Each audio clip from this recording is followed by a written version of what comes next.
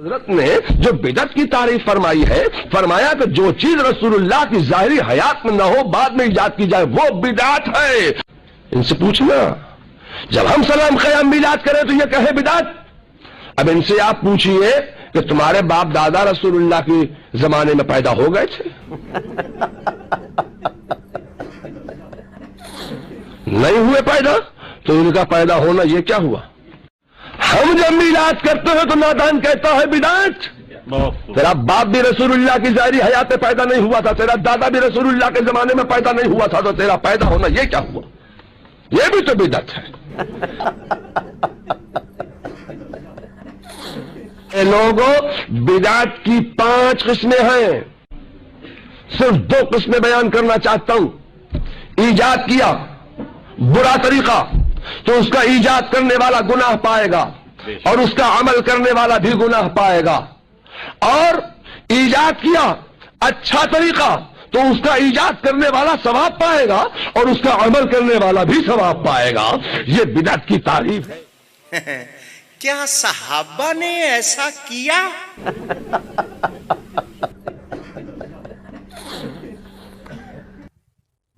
بریانی کی صحابی نے کھائی تھی۔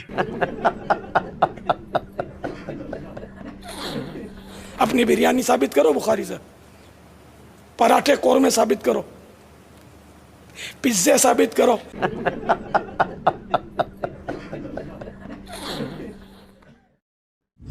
علی بھائی بریلوی حضرات بدعت کرتے ہیں لیکن جب کچھ کہتے ہیں تو بدعت حسنہ کہتے ہیں۔ اس میں میری ویڈیو ریکارڈ ہے کہ بدعت حسنہ ویسے اب کہنا چھوڑ گئے ہیں۔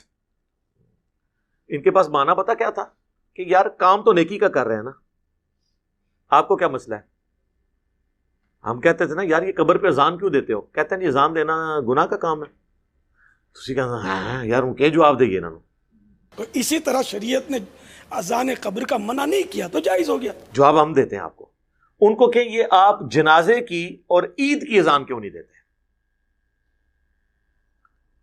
وہ کہتے ہیں نہیں نبی علیہ السلام نے نہیں دی، تو کیا یہ گناہ کا کام تھا جو اللہ کے نبی نے نہیں کیا؟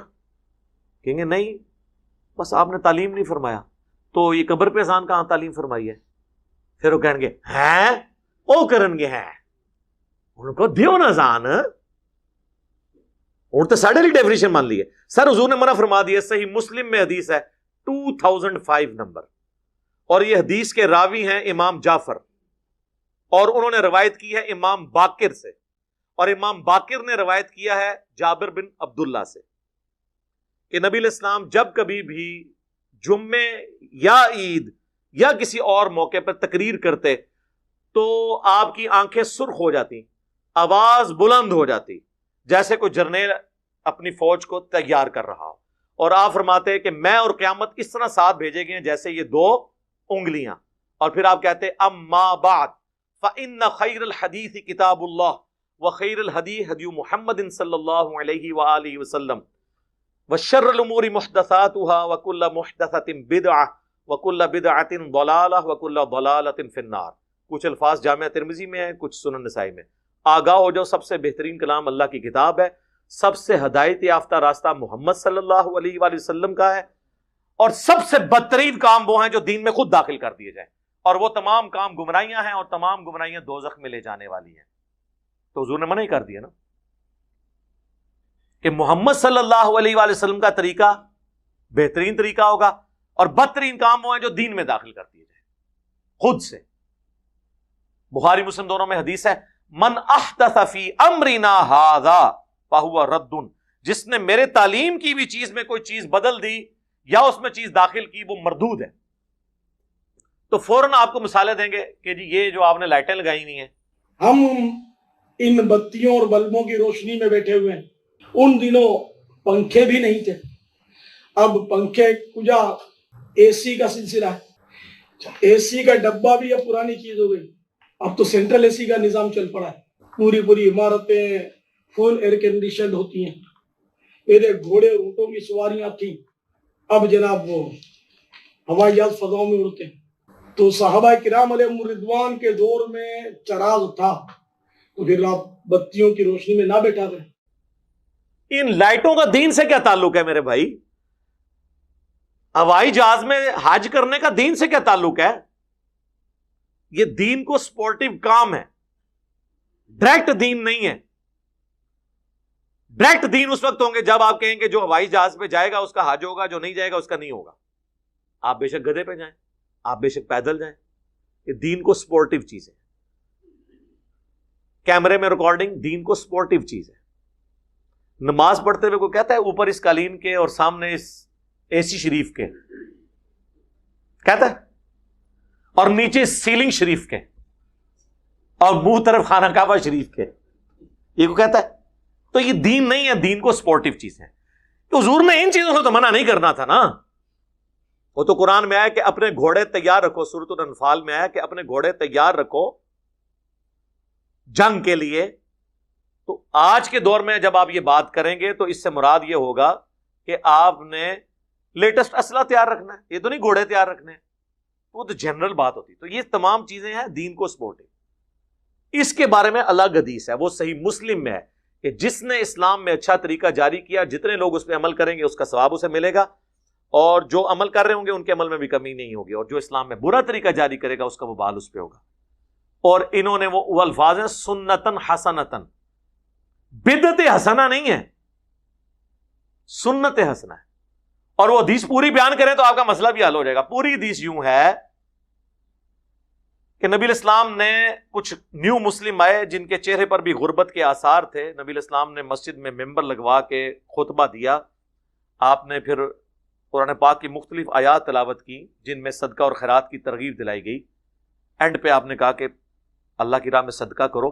ایک انصاری اپنے گھر گئے اور وہ اپنے گھر سے کافی سارا سامان ایک تھیلے میں اکٹھا کر کے، اور صحابہ کرام کہتے ہیں کہ وہ بڑی مشکل سے اس کو اٹھا کے لایا، گھسٹتا ہوا لا کے مسجد کے صحن میں رکھا.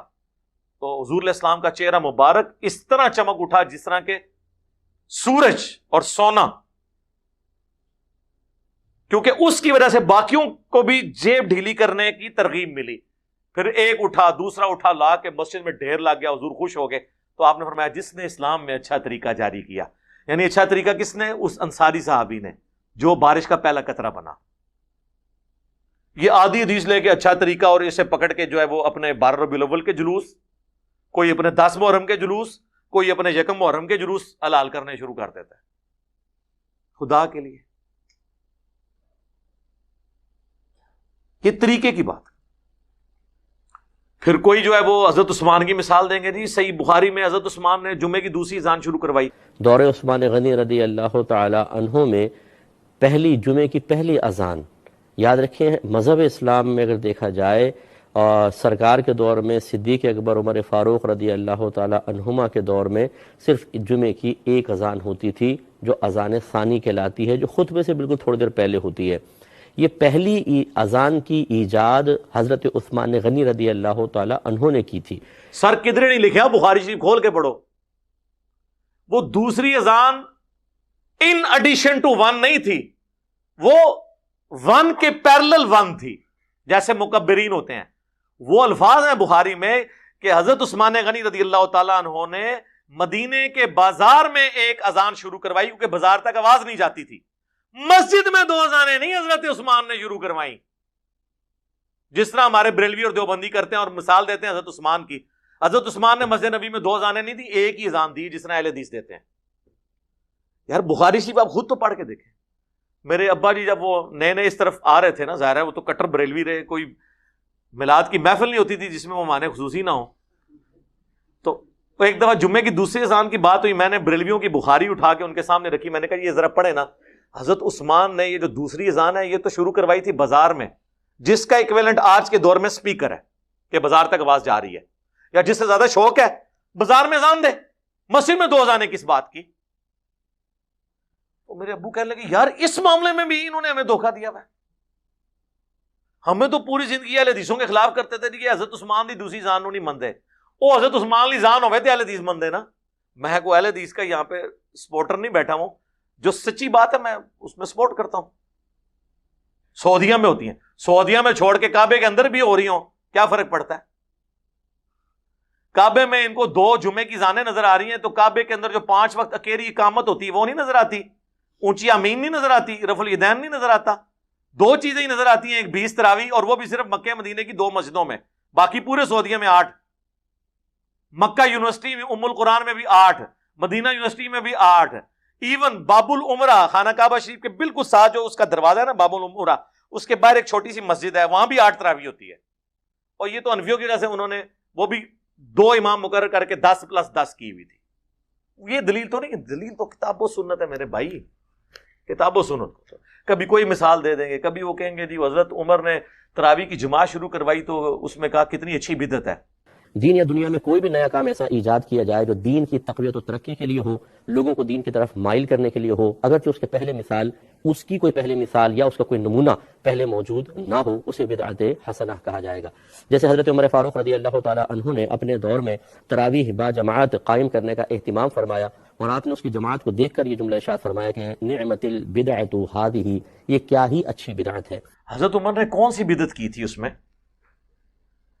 وہ تو بخاری مسلم میں اما عائشہ کا قول موجود ہے سلام اللہ علیہا کہ نبی علیہ السلام کے مبارک زمانے میں نبی علیہ السلام اہتمام 3 دن آپ نے کیا، اس کے بعد جب لوگوں کا رش ہوا تو آپ نہیں نکلے حجرے سے، اور صبح و فجر کے وقت نکلے اور فرمایا مجھے خدشہ ہے کہ تم پہ کہیں فرض نہ کر دی جائے، اس لیے میں نے گھر میں پڑھی، تم اپنے گھروں میں ہی نماز ادا کر لیا کرو تراویح کی، تاکہ فرض نہ ہو.